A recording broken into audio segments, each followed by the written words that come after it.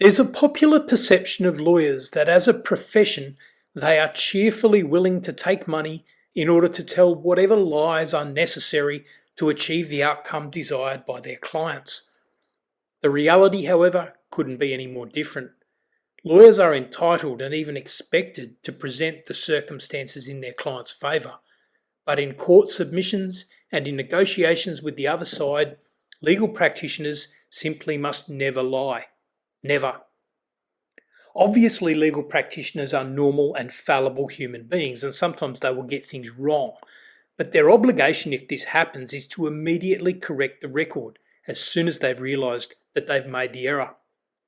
In this case, a legal practitioner was representing a client on appeal for a serious criminal matter involving the misappropriation of money that belonged to his employer. In his oral evidence, he claimed to have arrived in Australia with a substantial quantity of money when he immigrated. In her written submissions to the court, the practitioner stated that there was no evidence of the defendant having arrived in Australia with this money. That was obviously not the case because he himself had given that evidence as oral testimony. When this was put to the practitioner, she argued that she had in fact realised her error in her written submissions and that she had orally brought the error to the attention of the court.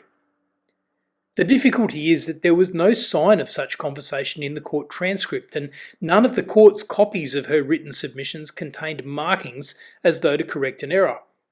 She ultimately faced professional discipline, and the court said concealing known errors from the court is conduct likely to reduce community confidence in the advocate's role in the administration of criminal and appellate justice.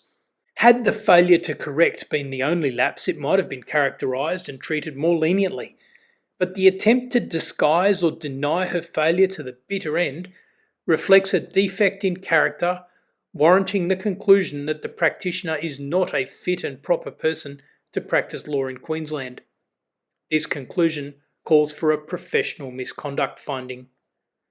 This case provides an example of professional misconduct and reminds us that legal practitioners have an absolute obligation to tell the truth in court and to advise the court if they find they've got it wrong.